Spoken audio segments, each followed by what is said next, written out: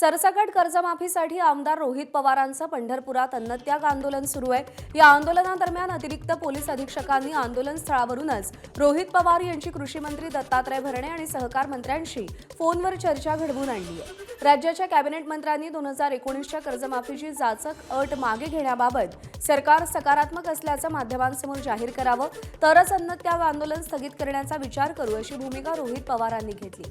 दरम्यान या संवेदनशील प्रश्नावर तोडगा काढण्यासाठी येत्या सोमवारी किंवा मंगळवारी मुंबईमध्ये एक विशेष बैठक लावण्याचं आश्वासन मंत्र्यांनी रोहित पवारांना दिलंय।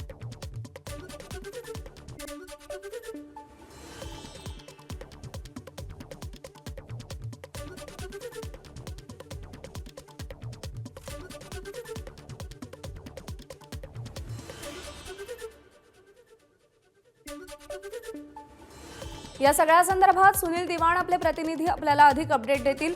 सुनील, काल नेमकं काय बोलणं झालेलं आहे? मंत्र्यांनी रोहित पवारांना काय आश्वासन दिलंय आणि रोहित पवारांची काय भूमिका आहे? प्रज्ञा, ज्या पद्धतीने काल बैठकीच्या 3 फेऱ्या झाल्या, 3 वेळेला अधिकाऱ्यांनी मंत्र्यांचे निरोप दिले होते। यानंतर रात्री उशिरा कृषी मंत्री दत्तात्रय भरणे यांच्याशी चर्चा झाली। मात्र मुख्यमंत्र्यांशी चर्चा करून यातून तोडगा काढू असे आश्वासन काल भरणेंनी दिले होते। मात्र ह्याच्यावर रोहित पवार यांचं समाधान न झाल्यामुळे काल तरी याच्यावर तोडगा निघालेला नाही। काल रात्रभर रोहित पवार आंदोलन स्थळीच आहेत। आज अन्नत्याग आंदोलनाचा दुसरा दिवस आहे। रात्री 2 वेळेला आरोग्य टीमने त्यांची तपासणी केली, ब्लड प्रेशर वगैरे तपासलेलं आहे। सध्याची परिस्थिती नॉर्मल आहे। मात्र आज थोडीशी प्रकृती सकाळपासून त्यांची खालावलेली दिसत आहे। आता आज प्रशासनाकडून पुन्हा एकदा या चर्चेच्या फेरीला सुरुवात होईल अशी अपेक्षा आहे।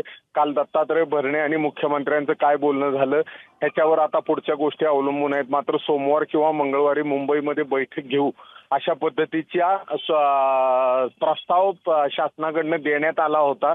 याला रोहित पवार यांनी नकार दिलेला आहे। आपण ज्या जाचक अटी काढून टाकायच्या मागण्या केल्या त्या जाचक अटी तातडीने काढून टाकाव्यात अशी मागणी त्यांची आहे। त्यामुळे जोपर्यंत या जाचक अटी निघत नाहीत तोपर्यंत आपण आपलं आंदोलन मागे घेणार नाही अशी त्यांची भूमिका आहे। प्रज्ञा, सुनील, या आंदोलनासंदर्भातले अपडेट जाणून घेत राहू। तुर्तास धन्यवाद दिलेल्या माहितीसाठी।